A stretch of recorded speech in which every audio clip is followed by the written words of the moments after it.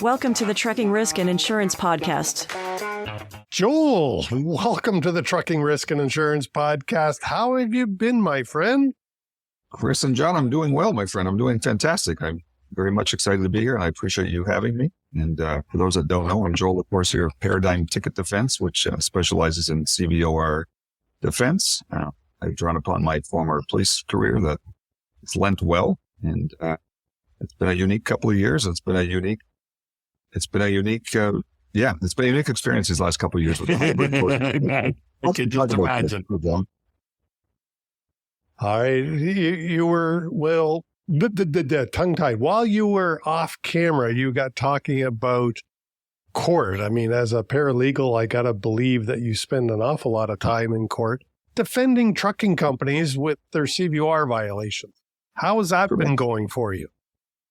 Well, as you guys can probably well imagine, the pandemic's obviously taken a great toll on many industries, but there was a driver shortage previously. And I think once a lot of the circumstances that the government tried to roll out the vaccine mandates, et cetera, the trucking industry has grown and changed immensely over the last couple of years. But the court system has had to grow as well. Like a lot of times for years, I drove feverishly around the province to try to get to each court on time. The nice thing is now the luxury is we have it. They're hybrid courts, which means they're running via Zoom. And for the most part, you can kind of cover 6 or 7 courts in a day if you're crafty enough. You have a couple laptops going. But it's made for a unique, what we're going to call this a unique exercise in patience, because it's not just running the speed. When the government tries to implement something that has technology as a factor, it's not always the best rollout, but it's kind of catching up now. So it's becoming more manageable. Good. And John, you and I were at a conference recently where Sean Doucette. Yes. Sean, in case you don't know, or our listeners don't know, is the head of MTO. And John, did he imply at that conference that the facility audits were likely to continue being Zoom meetings? Yes. He has said that it's made them happen a lot more frequently and made it a little easier for the officers to be able to conduct those audits. So I see a hybrid model of that going on as we see. Yeah, so I just find that's interesting, Joel. As you said, government and technology, sometimes it's an interesting mix. Oh, sometimes I can guarantee every time, but at least after the year or two that we're doing this now, and there is some talks that you might have to go back to in court in certain courts in person. But until there's an announcement from the Chief Justice, it's going to remain hybrid for at least 2023. And I'm guessing probably moving forward, it's got a huge upside for a multitude of reasons. One of them is there's several courthouses that are aging. And to rebuild them, when we know that the government's kind of fiscally strapped, if you can save a couple $100 million by building a courthouse, it's not required. You can get just as much done. And in fact, the courts that I was in this week, some courts are more efficient than others, but there's 2 courts that I was in this week. I've never seen a docket with such a list, and it was absolutely sailing through it very simply. I mean, a lot of times a decent paralegal or lawyer will call ahead and negotiate and resolve a matter beforehand. But man, well-oiled. And that's not something I often use as a vernacular to describe a government idea. A government and well-oiled in the same sentence is not, it's kind of a bit of an oxymoron. But obviously with the various different court cases and whatnot and the level of complexity, some of them, it'll be a lot easier in this fashion to be able to run a number of them through the system much faster, clear them out, ease up on the backlog and whatnot, obviously for those ones that are less complex. Of course. And to be honest with you, John, I am doing the math on my files in the last 10 years. Less than 1% of my cases actually go to a full-on trial. A lot of times it's negotiations or mitigating, a lot of times aggravating circumstances that you guys can appreciate with the driver pool being pretty shallow these days. You're getting a lot of driving behaviors that are probably pretty correctable through proper training. Unfortunately, that would be my next line of attack, would be to talk about safety compliance managers, quote unquote, because there's there's a real vacuum right now for quality in the carrier industry in certain positions. And one of them everything, as we all know. A proper company starts with a good safety compliance department with knowledgeable people. And from there, they're able to hire and recognize what they require in good hires. Not always the case, as you guys are probably well versed with as well. Well, as you said, I think every position, probably in every industry, but certainly in trucking, I mean, we need mechanics, we need dispatchers, we need safety and compliance people, and we need truck drivers. But we also need people to pour coffee at Tim Hortons. You do. And as you know, for a period of time, it's getting a little bit better now, but for a period of time, just about every business you walked into had a help wanted sign on it.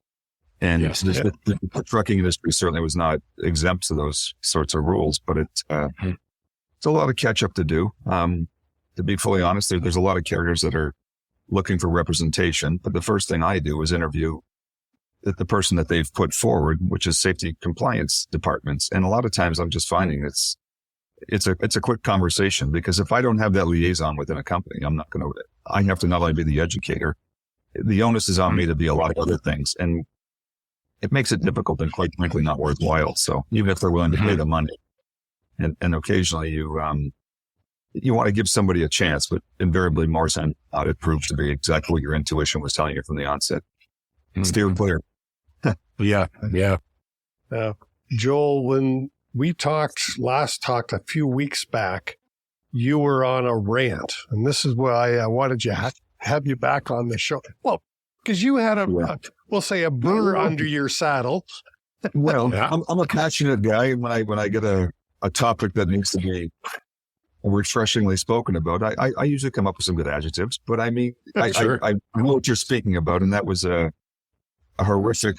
Well, it was a company that I was representing for years that had a very horrific crash that had a tragic ending to it. And it was a company that was always kind of concerned about in terms of their safety compliance department. It lacked a lot of knowledge. It lacked a lot of adherence to training, and just flat out accountability wasn't there. And when the same company keeps coming back to you, and not only is it, been involved in a horrific tragedy where a life was lost, we're habitually getting cell phone tickets and handheld device tickets from the same company.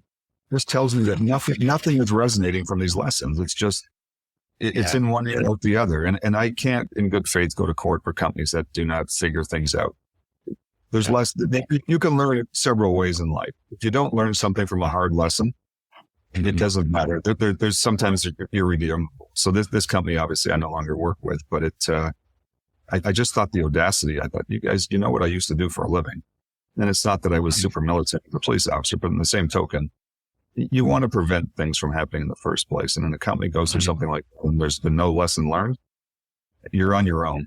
And I hope they learn it at some point, because it's any driver here in Ontario could benefit from a company that's properly run. You guys know that. You've been doing this for a long time as well. And that was my rant that the last time we spoke, it was still fairly fresh on the tongue. And I was, a little missed. And I think I know you're a safe zone to vent to, because you go through the same issues. As you say, John and I run into customers all the time who don't learn. Like, we can go in and we can fix issues, not the same issues that you're addressing, but we can fix issues. And we go back 6 months later and it's back to the way it was. Well, is that a sign of a morality question from management? Well said, because all three of us would run into a lot of similar common problems that we see within a company. And my goal is always to, and I know it's counterproductive for business. We both know that there's tens of thousands of carriers here in Ontario, most of which could use help on some level. But the entire goal is to improve these companies, which I know hurts my bottom line, but that's okay. There's 10 other carriers behind them that are going to require help. And once you have something templated in terms of how you do business, like you guys do, you can pretty well, you can train anybody to do it. The key is they have to be accountable, and you have to be willing to follow it. And that requires discipline and putting measures in place that you're going to do these things. And when they're not, I'm sure you beat your head off of a wall when you go back 6 months later and all the suggestions, ideas, and the training you implemented is not to be found. That's a lack of accountability. And to me, it's always started with the carrier ownership. And good carriers have great owners. And that's the one thing I've started to learn. And they're carriers that are very involved, by the way. The owners are just as likely to be found backing up a truck if required in the yard as they are in the wheel and actually bringing a delivery if need be.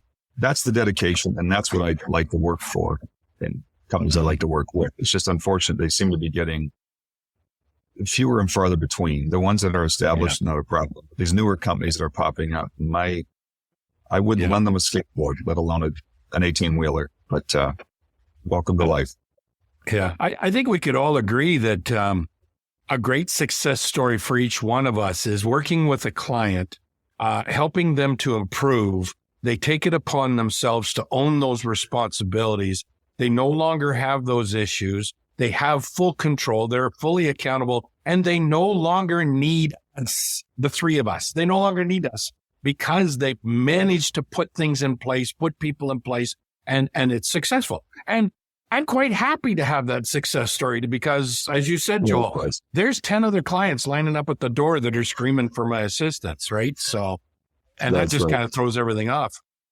That's right. And I know philosophically we've always lined up. The three of us have always been on the same page. We want somebody that's, going to be accountable and follow exactly what we're doing. We've spent our lives culminating the experiences that we have to instill in other companies, and we just want to see what's done right. And yeah, it's good for business. It's good for everybody's safety on the road. And at the end of the day, when you see these companies consistently cutting corners, it's just the inclination to continue working with them at any price is just not, the incentive's lost. And that's why I'm sure, thankfully, the vast majority of the people that I work with, the vast majority of the carriers, we're all on the same page.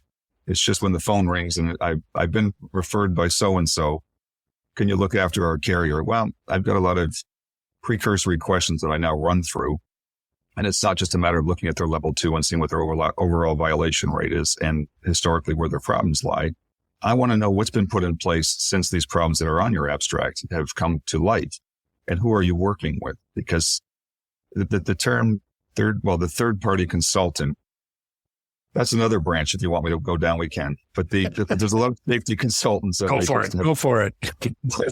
Well, the safety consultant is a very loosely generated term, and it's being widely used right now. And when I don't have to get past too many simple questions to realize this person has no idea what they're talking about. So I don't know what safety they're implementing because they don't have knowledge, at least not enough for me to want to continue the conversation or work with them. And that's become the other concern that I've seen since the pandemic hit and COVID, et cetera, is that a lot of these companies are springing up. And I just don't know. It's almost like the blind leading the blind. There's a handful of people I know that when I refer you guys, I know what they're getting. I know what you guys do. I know what you bring to the table. And your goal is to, like you said, is to work with somebody short term, implement all these ideas and all these policies and procedures. So it becomes a template that everybody can just follow. It's quite manageable, but you guys are not the norm. And I think that's why you guys have probably been busier than you've ever been like I am. It's because there's just the lack of quality. There's a quality vacuum right now. And until that's rectified, I always drive a little bit slower and a little bit more cautiously on the 400 series highways because I don't know. Some of these carriers could be called wheel off deluxe, and it would not be misaligned with what happens in their safety records. But so true. It is. You mentioned wheel offs, and we are making this recording in early January. You mentioned that MTO just had a wheel and tire blitz. They did the last couple of weeks. They've been pulling over vehicles to check lugs and hub assemblies, et cetera, preventatively, like they often do. But it was a blitz across the province here, and I don't think the numbers have been released yet, not that I've been seeing. But there's been more frequency of serious offenses, such anything involving a wheel off. So I think they're very. The MTO is always quite diligent, but they're also very good at figuring out what a problem is and then going out and policing it. And I think that's the way you have to proactively police things as opposed to just being reactive like most police departments are. The MTO has the luxury and the workforce to go out and enforce things and educate, because that's what their mandate is as well, is to educate people. So we know that there's only so much you can do with a pre-trip inspection. Oftentimes you can have a mechanic do the PTI and a wheel can still come out, something that you can't see. it's just metallurgy, whatever the situation that causes it. But I think by the MTO going out and educating the public and running different levels of inspections, specifically aimed at reducing the amount of instances of wheels coming off, I think that goes a long way. And that's one thing I mean, don't get me wrong, my phone generally rings more because they are still enforcing, but the educational component being more focused on. And that's what I'm impressed with, is because at the end of the day, none of us want to deal with fatalities. None of us want to hear about a wheel flying into, a vehicle or bouncing across the median into the oncoming traffic. It's a missile. And it's a charge that I've been seeing with more frequency in the last 3 years. And I think by having these blitzes, it's in everybody's best interest. Well, this is a perfect time for motor carriers to be proactive in their approach. And when they hear this kind of news, they should be asking themselves, what is it we're doing right? Or are we not doing enough of? And they should be looking at their own programs with their maintenance and making sure that they don't have to call somebody like Joel to have something addressed down the road. They could be sitting there going, hey, we're proactive. We've got best practices in place, and this is why we don't have wheels flying off our trucks. We don't have these major violations. I fully agree with you, John. And it's interesting because there was a lot of downtime during COVID. There was a lot of times where, carriers have never stopped, obviously, with them being deemed essential, which they always were. You're right. There was a period of time where they had a lot of trucks that were off the road, which probably gave them the opportunity to inspect things. And the proper companies, it also gave them a great time to train drivers more proactively. But I fully agree with you. There's definitely been a good window of opportunity. And the companies that I do work with that were already smooth running, they have marked improvement even further again. My phone just does not ring from them as often because they really have their business together. And I love that. Invariably, any client you've ever gone to court for or you've helped out, they don't forget those things. And whenever somebody calls them for advice as to where to go, they're going to get referrals to people like yourself and myself. And I think that's the pride of what we do. And it's a beautiful thing when you work with a carrier that's as proactive, what you just described. And they're definitely out there. So kudos to them. I thank them for their efforts and I appreciate it. Let me ask Johnny a question. John, do you think drivers are doing a better pre-trip today or a worse pre-trip today? Blanket statement. But generally speaking, with the carriers that I work with are 25 trucks and less or 50 trucks and less. I have an opinion, but John, what's your opinion? And then Joel, you can answer the same question based on, yours is going to be based on different knowledge and experience. But Johnny, what do you think? Are they doing a better? Well, I was going to say, based on the fleet that I see, which are probably that 50 and up, we're talking 50 up to a few hundred. I would say less. They're doing less of a job than they were years ago. I'm just seeing lackadaisical issues coming from drivers not doing a proper, thorough pre-trip. Joel, what are you seeing out there? I concur entirely with John. What I've found now is with the reliance of ELDs, and it's simply a keystroke to say that the PTI has been done.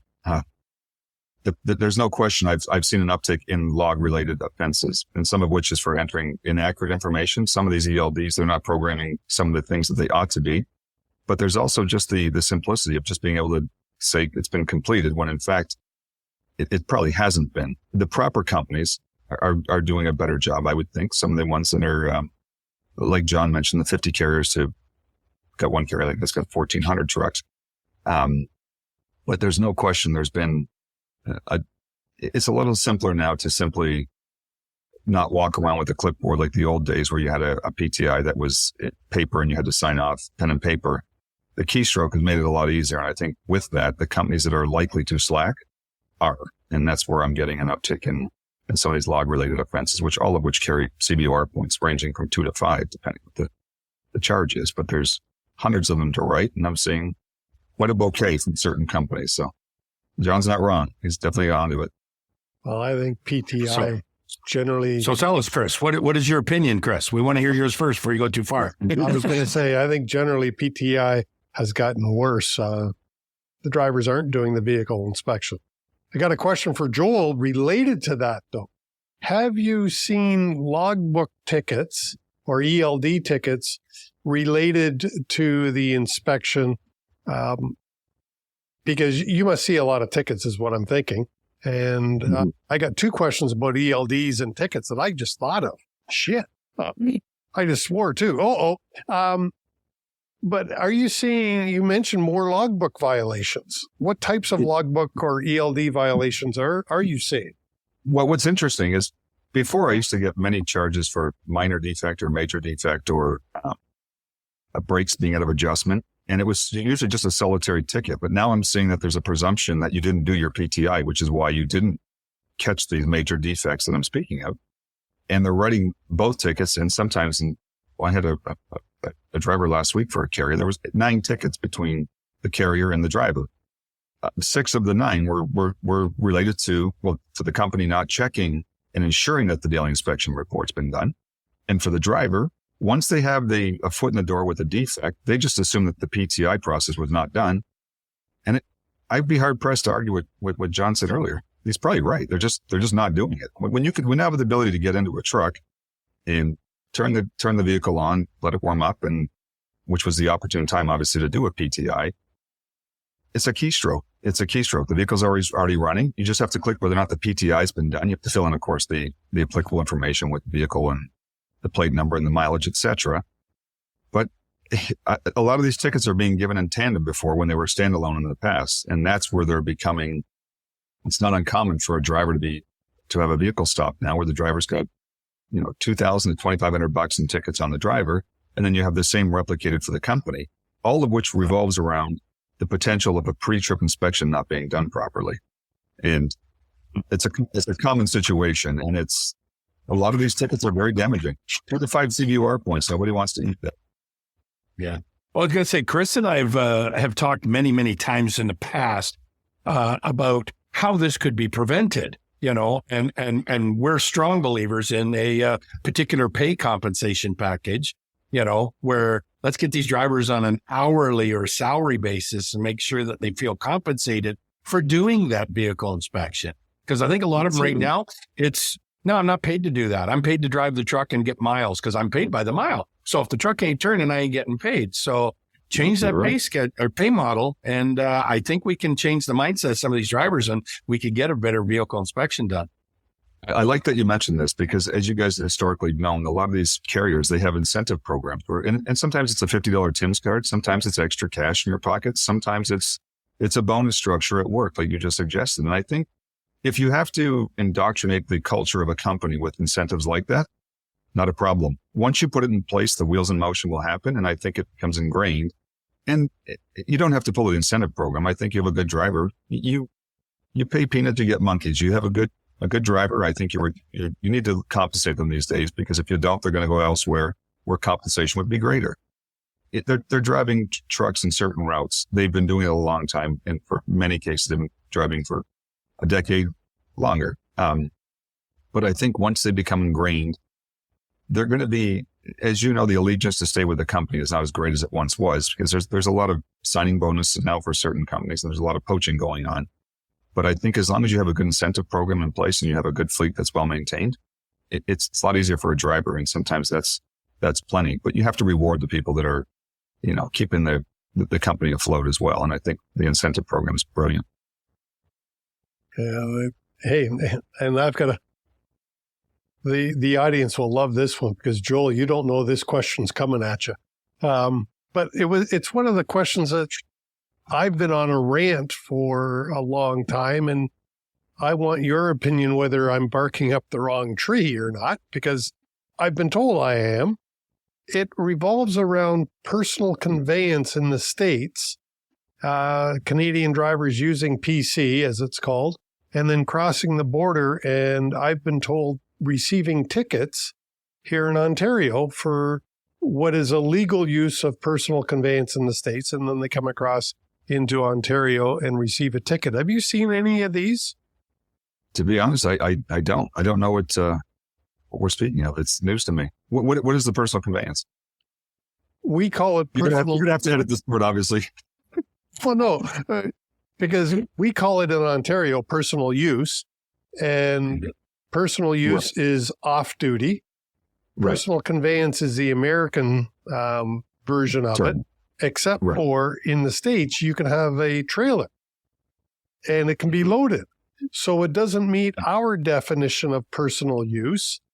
And so it's off duty in the States, and they can legally use it in the States. And I've been told that when they hit the border, especially if it puts them over their 70 for the week, they're going to get a ticket. But it can also interrupt their 10 hours off duty. Yep. And the officer can then write a ticket. But you know what? I've had a couple of instances of that, but I will say that I think some of the carriers that are likely to be bending and breaking the rules are probably what we're speaking of right now, because the carrier, it's not the first time I've heard of the concept, but it's the first time where I can only think on very small terms how many times I've come across this. And I think it's all because I only do my best to represent reputable carriers where they're not going to be, worried about in terms of the hours of service. They're not going to toy or contemplate any potential infraction, because as we know, it doesn't matter which side of the border you're on. If you get involved in a serious accident and you've been pushing the envelope as to how many hours you've been driving, you can be darn sure that any lawyer, if there's something that comes about in a lawsuit afterwards, and we don't deal with small lawsuits, we're pushing tens of thousands of pounds of steel and rubber down a road. When we crash into things, it gets expensive. And if there's been any sort of bone of contention as to what your hours of service have been on either side of the border, you can be rest assured it's going to be investigated by somebody after the fact. The carriers I deal with, I've not had this as any sort of common occurrence, but I am familiar with what you're speaking in terms of there are some companies that have a lot of routes that are under 160 and they're not sure about whether putting ELDs. But that 160 kilometers, for example, it grows all the time. Apparently you can grow the 160 Ks just by adding water, but there's no question. I have some companies that are routinely doing, the 160, and then diligently they make sure that that they are not allowed outside that range, which is a nice thing. But it's kind of speaking basically to the same things that we're pushing right now. But the conveyance is something, thankfully, I don't have a lot of experience with because the carriers I represent have not been pushing them, thankfully. Good. Cool. I've actually heard of some carriers, from a best practice approach, they have basically disallowed the use of personal conveyance with their drivers. They're very diligent about their route planning and making sure that they just don't put their drivers in that situation that the driver needs to use that personal conveyance, which is great. We need to see more of those carriers that are doing that approach. Absolutely. And I think once you have things templated and you have ironclad policies and procedures of ways of doing things, I think that's the best case scenario for everything, for everyone involved. Because as soon as you're starting to cross the border, and there's different rules applicable to both sides, the best advice is not to push the envelope. If you've been driving for your allotted amount here in Ontario, that's plenty. Just because you can get away with something in different states, etc., it doesn't make it a wise practice. And that's some of the things that we're constantly driving on with these carriers. Yeah, in some defense of the drivers that are in the States, the idea of personal conveyance is to allow the driver to get to a point of safety should their hours run out. And we all know that there's a parking problem in North America, not just in the States. And it's easy for a driver to have his plan and the plan to blow up for a number of different reasons. And so personal conveyance was designed, I think, a little bit for that, where, hey, if you get stuck somewhere, you can drive a few extra minutes to a point of safety for you, your truck, and your cargo. But yeah, that was the essence of it. But it's been widely abused. And the old adage of you by planning, you eliminate a lot of failures, and by failing to plan, you're gonna fail for sure. So. Yeah, I think when you start pushing the envelope, the essence of how it was designed was, yes, to give you a couple extra minutes if you had to bring it to a side of the road that was somewhere safely off the highway. But you give people a little leverage, and there's always people going to run a little further with it, and that's part of the issue. Well, because Chris and I've talked about this before. The hours of service, the rules specify you can drive up to this maximum number of hours. Doesn't say you have to. I like that. And I think that's the best way of avoiding these things. You have to have a contingency plan in place and have a 360 way of looking at it, because the unexpected becomes the normal especially if you're a freighter that's already pushing the envelope. You can be rest assured something's going to happen to you. And when it does happen to you, it could get pretty nasty in a hurry. Yeah. And Joel, we're just wrapping up in just a minute. I just wanted to say, hey, thank you for this. And look at there. We got, let me see. Look at that. Right in focus and everything. Nice. The Provincial Offenses Act. This is a great read for people out there. When your drivers get a ticket, oh my goodness, it tells you way too much. But I got a complimentary book from Mr. Joel, Paradigm. Sorry, what was that? Paradigm Ticket Defense, and it was my pleasure sending that to you. It's kind of the Bible that we go by in terms of knowing what you're up against and how to avoid things as well. When you start looking at the points in there's very few that do not involve CVOR points, and we all know that greatly affects your insurance rates, etc. So simple book, and John, if you need one, you let me know. I'll gladly get one your way. I appreciate it. Yeah, but I love one. No, it's they just don't leave them at driver training meetings because apparently they'll go missing. So. No doubt. He's making fun of me, John. I left my first copy. I would never do that on air. I would never do that on air. I assure you. He was kind enough to send me a second copy of it. Yes. But Joel, you are one of the paralegals. As always, we need more than one of everybody in our